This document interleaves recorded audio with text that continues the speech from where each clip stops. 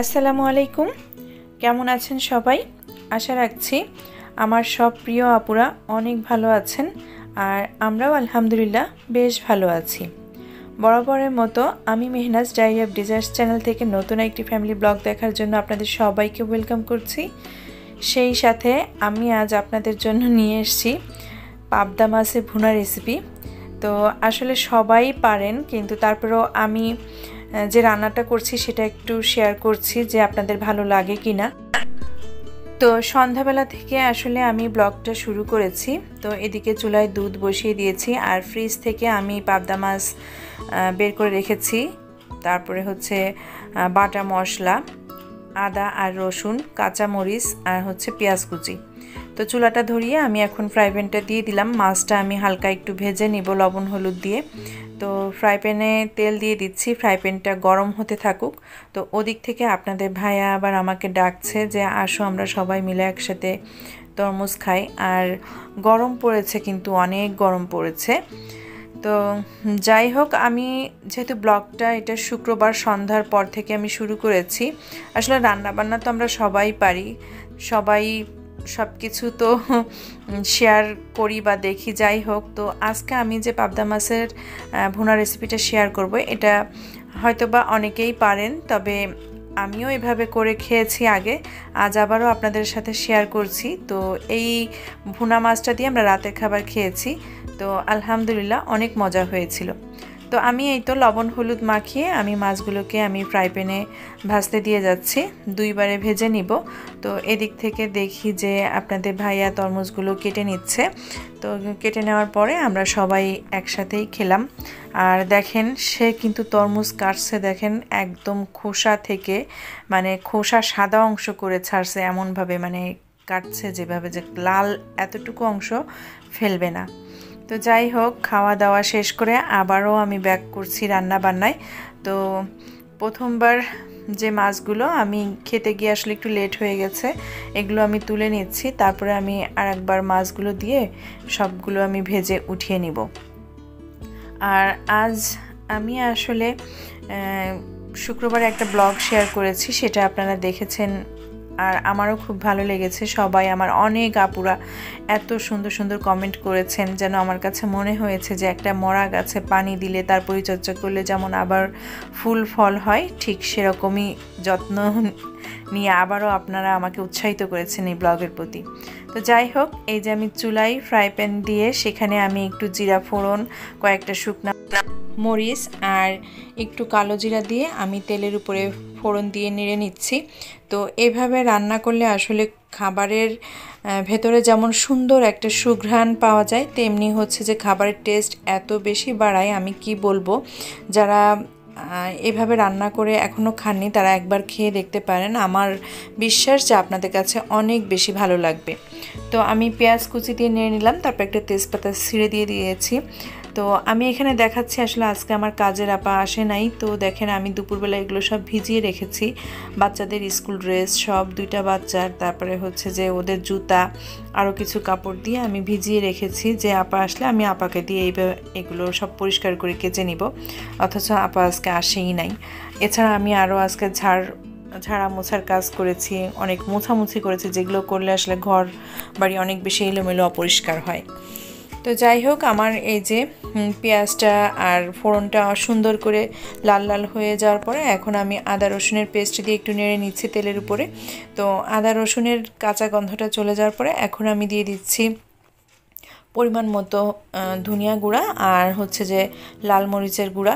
তো এটা দিয়ে আমি আবারও একটু নেড়ে নিব, অল্প পরিমাণ পানি দিয়ে আমি এখন একটু মশলাটাকে তেলের উপরে কষিয়ে নিচ্ছি। তো আমি আসলে আপনাদের সাথে শেয়ার করছি যে আমি দীর্ঘ 1.5 বছর পরে গতকাল আমি যে ফার্স্ট ব্লগটা দিয়েছি, আসলে আমি কখনো কল্পনাও করতে পারিনি যে আমার অনেক পুরাতন আপুরা, যারা আমি চ্যানেল খোলার প্রথম পর্যায়ে আমার সাথে কথা বলতো বা আমাকে ব্লগে এসে কমেন্ট করতো, সেই সব আপুরাও পর্যন্ত এসেছেন। আর এছাড়াও তো আমার অনেক অনেক প্রিয় আপুরা আছেন, কাদের নাম নেব আমি, বলেন নাম নিয়ে তো আমি শেষ করতে পারবো না। সব প্রিয় আপুদের কথা আমার মনে আছে এবং প্রত্যেকটা আপুকে আমি অনেক বেশি ভালোবাসি এবং শ্রদ্ধাও করি। তো আসলে আপনাদেরকে আবারও সম্মান জানাচ্ছি আপু, যে আপনাদের ভালোবাসার কারণেই, আপনাদের এত সুন্দর সুন্দর কমেন্টের কারণেই কিন্তু আমি আজ মেহনাজ আবারও কিন্তু এই ইউটিউব জগতে ফিরে এসেছি, এবং আপনাদের অনুপ্রেরণায় কিন্তু আমি নেক্সট আরও একটি ব্লগ শেয়ার করছি। তো এটা আমার জন্য যেমন ভালো লাগা কাজ করে, তেমনি আমার মনে হয় যে আপনাদের জন্যও অনেকখানি ভালো লাগা কাজ করবে, যে না আপনারাও আমাকে ফেরত আনতে পেরেছেন। তো যাই হোক, মশলাটাকে আমি সুন্দর করে কষিয়ে নিয়ে আমি ভেজে রাখা মাছগুলো দিয়ে ঝোলের পানি দিয়ে দিলাম। তো এখন হালকাভাবে আমি একটু নেড়ে দিয়েছি। আর পাবদা মাছ তো বেশ খানিকটা নরম থাকে, বেশি নাড়ানাড়ি করা যায় না। আমি হলুদ আর লবণ দিতে ভুলে গিয়েছিলাম, পরে আমার মনে পড়েছে। তো মনে পড়ার সাথে সাথে আমি একটুখানি হলুদ আর লবণ দিয়ে আবারও একটু নেড়ে দিচ্ছি। নেড়ে দিয়ে আমি ঢাকনা দিয়ে ঢেকে দিব।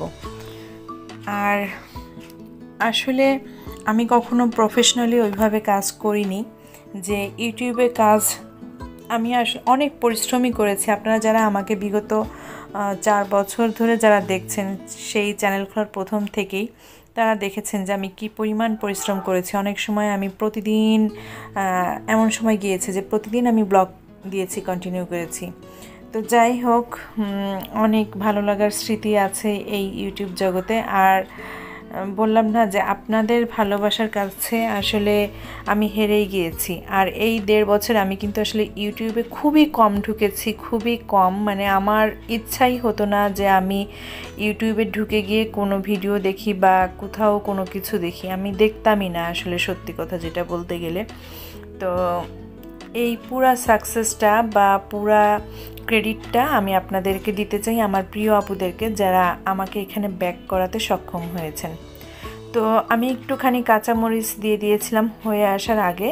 তো আমি চুলার জালটাকে অফ করে দিয়েছি, আর আমার মাছ রান্নাটাও আমি শেষ করে নিয়েছি। এই হচ্ছে কালো জিরা আর জিরা ফোড়নে, শুকনো মরিচ ফোড়নে আমার পাবদা মাছের ভুনা রেসিপিটা। আপনাদের কাছে কেমন লেগেছে বলতে পারছি না, আপনারা টেস্ট করলে অবশ্য বলতে পারতেন। তবে আমি টেস্ট করেছি, তো মাশাআল্লাহ, আলহামদুলিল্লাহ বলবো যে আমার হাজব্যান্ডের কাছে বা আমার মেয়ে টেস্টের এখন অনেক কিছু বোঝে, ওদের দুজনের কাছে খুবই ভালো লেগেছে। তো বিকালবেলা নাস্তা তো করেছি, বাচ্চাদেরকে দুধ দিয়েছিলাম, রাতে রান্না বান্না করলাম, সিঙ্কে অনেক বেশি থালাবাটি জমে গিয়েছে। তো এইগুলো এখন আমি অফ ক্যামেরায় পরিষ্কার করে নিব, যেহেতু রাতের বেলা বা অনেক বেশি বড় করা যাবে না ব্লগটা। এখন চিন্তা করেছি বেশ ছোটোখাটোর ভিতর দিয়েই ব্লগ দিয়ে শেষ করে দিব। তো এই যে আমি ক্লিন করে নিয়েছি। আর এরপর দিন, এটা হচ্ছে নেক্সট দিন সকালবেলা, আমি আমার ঘরে ঢুকতে দরজার কাছে আমি এই গাছটাকে রেখেছি। তো এই গাছটাতে মাঝে মধ্যে পানি দিতে হয়। আমি সরি, আসলে পাশের বাসার ওই জুতাগুলি দেখা যাচ্ছে এখানে। তো আমার বাসার যেহেতু জুতা না, আমি এগুলো সরাতেও পারছি না। তবে এরকম একটা সিচুয়েশনে জুতাগুলো দেখতে খারাপই লাগে।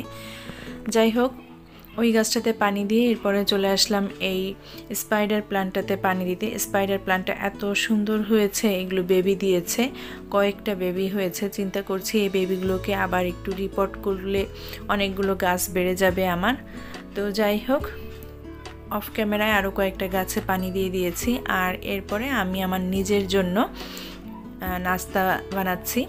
আসলে পরোটাগুলো বানানো থাকে, তো সেগুলো আমি একটু তেলে ভেজে নিচ্ছি। একটা ডিম পোস্ট করে নিব, 1 কাপ চা করে নিব।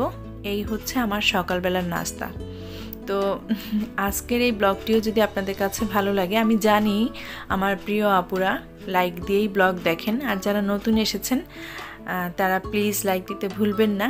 আর যদি কারোর কাছে আজকের ব্লগটিও ভালো লেগে যায় কোথাও কোনো অংশ, তো সাবস্ক্রাইব করে আমাকে আপনারা সাপোর্ট করতে পারেন। অল অপশনটি অবশ্যই সিলেক্ট করে দিতে হবে, এতে করে নোটিফিকেশনে আমার চ্যানেলের নিত্য নতুন ফ্যামিলি ব্লগ বা লাইফস্টাইল ব্লগগুলো চলে যাবে, আপনারা চাইলে সেটা দেখে নিতে পারবেন।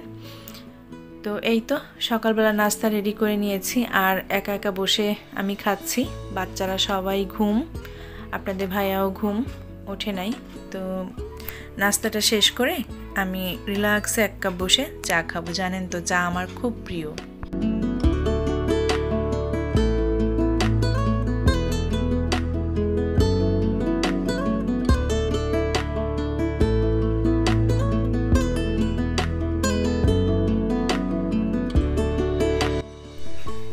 চা খাওয়ার পরপরই আমি আসলে চুলাতে কিছু ডিম সিদ্ধ করতে বসিয়ে দিয়েছিলাম। আর এখন হচ্ছে আমি ডালে ফোড়ন দিয়ে নিচ্ছি। তো প্রচুর গরম যেহেতু পড়েছে, তাই আমি একটু টক ডাল রান্না করছি। আম ফ্রিজে ছিল না, আমি তেঁতুল দিয়েছি। তো এখন এই ডিমগুলোকে রান্না করে নিচ্ছি। ডিমটাকেও আমি ঝোলের পানি দিয়ে দিয়েছি। তো রান্নাটাও শেষ, সব কিছুই অফ ক্যামেরায় করেছি। তো এই হচ্ছে আমাদের দুপুরের খাবার দাবার। আরও কিছু খাবার রয়েছে, সেগুলো ফ্রিজ থেকে বের করে নিতে হবে দুপুরবেলা। তো আমি টেবিলে অলরেডি ডাল বেড়ে দিয়েছি পাত্রে, আর হচ্ছে যে আমি ডিমটাকেও আমি টেবিলে রেখে দিলাম। তো সব কিছুই অফ ক্যামেরায় করেছি, আপনাদের সাথে জাস্ট অল্প একটু শেয়ার করলাম যে আমাদের দুপুরের জন্য রান্নাটাও আমি করে ফেলেছি। তো এখন চলে আসছি, যেহেতু কালকে আপা আসে নাই, আমি গতকালও ঘরে কিছু ঝাড়ামোছা করেছিলাম, আজও আমি ফার্নিচারগুলো আমি ক্লিন করে নিচ্ছি। তো খুব বেশি কাজ আর আপনাদের মাঝে শেয়ার করছি না, অল্প কিছু পরিমাণেই শেয়ার করছি। তো এই যে আলমারির নিচে মুছে নিচ্ছি। জাস্ট সব ফার্নিচার মোছা তো আসলে শেয়ার করা দেখানো সম্ভব না, আর এগুলো শেয়ার করার মতো কোনো কিছুও না আসলে। তো নিচে এই যে ময়লাগুলো জমে, এটা আমি রং করা একটা তুলি দিয়ে বা ব্রাশ দিয়ে আমি পরিষ্কার করি। তো ব্রাশটাকে খুঁজে পাচ্ছিলাম না দেখে আসলে আজকে কাপড় নিয়েছি, তবে এই চিপা চাপা জায়গাগুলোতে ব্রাশই বেস্ট। তো আলমারিটাকে পরিষ্কার করার পরে আমার ঘরে যে দুইটা বাচ্চাদের ড্রেস বাঁধানো রয়েছে সেগুলোর কাছে চলে এসেছি। তো এইগুলো আমি সব পরিষ্কার করে নিচ্ছি এক এক করে।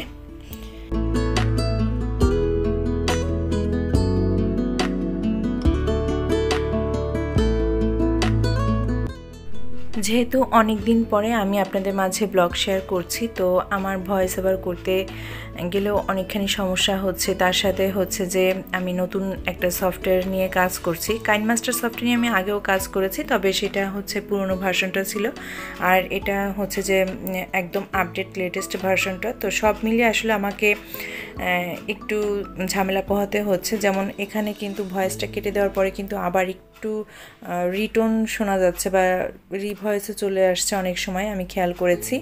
তো যাই হোক, সব কিছু আমি আশা করব যে আমার আপুরা একটু ক্ষমা সুন্দর দৃষ্টিতে দেখবেন।